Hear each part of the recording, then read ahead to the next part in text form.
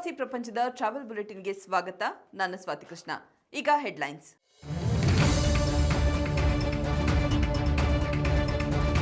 ಕೇಂದ್ರ ಸಚಿವರಿಗೆ ಪತ್ರ ಬರೆದ ಯದುವೀರ್, ತಿಪ್ಪಯ್ಯನ ಕೆರೆ ಅಭ್ಯುದಯಕ್ಕೆ ಮನವಿ.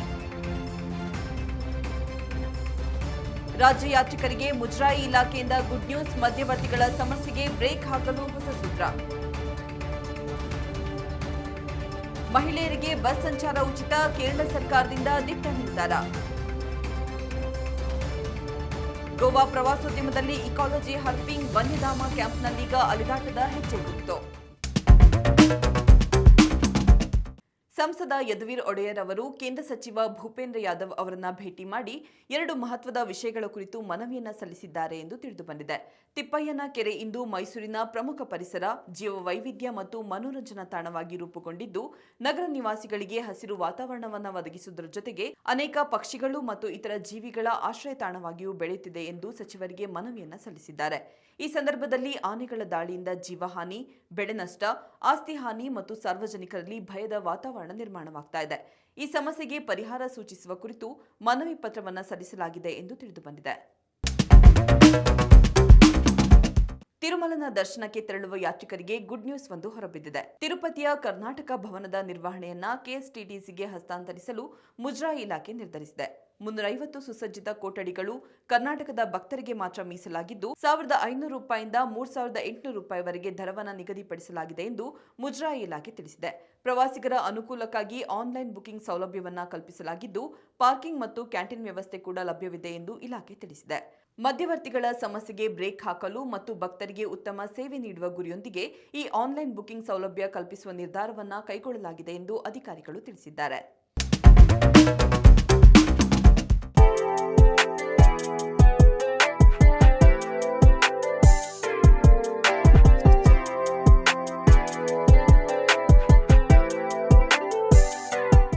ಇದು ಸ್ವೀಡನ್ ದೇಶದ 3ನೇ ಅತಿದೊಡ್ಡ ಮತ್ತು ಅತ್ಯಂತ ಆಧುನಿಕ ನಗರಗಳಲ್ಲಿ ಒಂದು. ಸ್ವೀಡನ್ ಮತ್ತು ಡೆನ್ಮಾರ್ಕ್ ದೇಶಗಳನ್ನು ಸಂಪರ್ಕಿಸುವ ಅದ್ಭುತವಾದ ಒರೆಸುಂಡ್ ಸೇತುವೆಯ ಮೂಲಕ ಜಗತ್ತಿಗೆ ಪರಿಚಿತವಾಗಿದೆ. ಸುಮಾರು 8 ಕಿಲೋಮೀಟರ್ ಉದ್ದದ ಈ ಸೇತುವೆಯು ಅರ್ಧ ದಾರಿಯ ನಂತರ ಸಮುದ್ರದ ಕೆಳಗೆ ಸುರಂಗವಾಗಿ ಬದಲಾಗುತ್ತೆ. ಈ ಸೇತುವೆಯಿಂದಾಗಿ ಕೇವಲ 35 ರಿಂದ 40 ನಿಮಿಷಗಳಲ್ಲಿ ಈ ನಗರದಿಂದ ಡೆನ್ಮಾರ್ಕ್ನ ರಾಜಧಾನಿ ಕೋಪನ್ ಹ್ಯಾಗನ್ಗೆ ತಲುಪಬಹುದು. ಇದು ಸ್ಕ್ಯಾಂಡಿನೇವಿಯಾದಲ್ಲೇ ಅತಿ ಎತ್ತರದ ವಸತಿ ಕಟ್ಟಡ. ಈ ಕಟ್ಟಡದ ವಿಶೇಷವೆಂದರೆ ಅದರ ವಿನ್ಯಾಸ.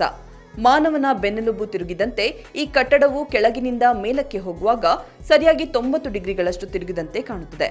ಇದು ಆಧುನಿಕ ವಾಸ್ತುಶಿಲ್ಪದ ಒಂದು ಅದ್ಭುತ ನಿದರ್ಶನ. ಈ ನಗರವನ್ನ ಫಲಾಫೆಲ್ ರಾಜಧಾನಿ ಎಂದು ಕರೆಯಲಾಗುತ್ತೆ.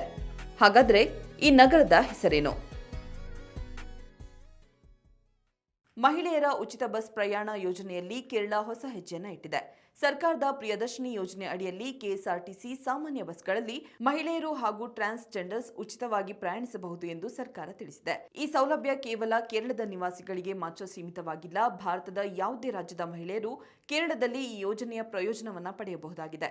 ಈ ಕುರಿತು ಮಾಹಿತಿಯನ್ನು ನೀಡಿರುವ ಇಲಾಖೆಯ ಅಧಿಕಾರಿಗಳು, ಮಹಿಳೆಯರ ಸಬಲೀಕರಣಕ್ಕೆ ಈ ಯೋಜನೆಯನ್ನು ಅನುಷ್ಠಾನಗೊಳಿಸಲಾಗಿದ್ದು, ಮಹಿಳೆಯರು ಈ ಯೋಜನೆಯನ್ನು ಸದುಪಯೋಗಪಡಿಸಿಕೊಳ್ಳುವಂತೆ ಸಿಎಂ ವಿಡಿ ಸತೀಶನ್ ಕೋರಿದ್ದಾರೆ. ಗೋವಾ ರಾಜ್ಯದಲ್ಲಿ ವಿಭಿನ್ನ ಅರಣ್ಯ ಪ್ರವಾಸಕ್ಕೆ ಯೋಜನೆಯನ್ನು ರೂಪಿಸಲಾಗಿದೆ. ಗೋವಾ ಪ್ರವಾಸೋದ್ಯಮದಲ್ಲಿ ಹರ್ಪಿಂಗ್ ಕ್ಯಾಂಪ್ಗಳ ಆಯೋಜನೆಯನ್ನ ಮಾಡಲಾಗಿದೆ. ಪಶ್ಚಿಮ ಘಟ್ಟಗಳ ಸಾಲಿನಲ್ಲಿರುವ ಭಗವಾನ್ ಮಹಾವೀರ ವನ್ಯಜೀವಿ ಅಭಯಾರಣ್ಯದಲ್ಲಿ ಈ ಕ್ಯಾಂಪ್ ಅನ್ನು ಆಯೋಜಿಸಲಾಗಿದೆ ಎಂದು ಇಲಾಖೆ ತಿಳಿಸಿದೆ. ಈ ಕ್ಯಾಂಪ್ನಲ್ಲಿ ಭಾಗಿಯಾಗುವ ಪ್ರವಾಸಿಗರಿಗೆ ಮಳೆಕಾಡುಗಳ ಮೂಲಕ ಚಾರಣ ಮಾಡುವ ಅನುಭವ ದೊರೆಯಲಿದೆ. ತಜ್ಞರ ಮಾರ್ಗದರ್ಶನದಲ್ಲಿ ವನ್ಯಧಾಮದ ಇಕಾಲಜಿಯ ಬಗ್ಗೆ, ಅಲ್ಲಿನ ಸ್ಥಳೀಯ ಪ್ರಾಣಿ, ಪಕ್ಷಿಗಳು ಮತ್ತು ಕೀಟಗಳ ಬಗ್ಗೆ ಅಧ್ಯಯನ ಮಾಡುವ ಅವಕಾಶ ಕೂಡ ಕಲ್ಪಿಸಲಾಗಿದೆ. ಛಾಯಾಗ್ರಹಣದ ಕುರಿತು ತಜ್ಞರು ಮಾರ್ಗದರ್ಶನ ನೀಡಲಿದ್ದಾರೆ ಎಂದು ಇಲಾಖೆ ತಿಳಿಸಿದೆ. ಈಗ ಕ್ವಿಜ್ ಟೈಮ್. ಇಂದಿನ ಪ್ರಶ್ನೆ, ಆಯರ್ಸ್ ರಾಕ್ ಏಕಶಿಲಾ ಮರಳುಗಲ್ಲಿನ ರಚನೆಯನ್ನ ಯಾವ ದೇಶದಲ್ಲಿ ಕಾಣಬಹುದು?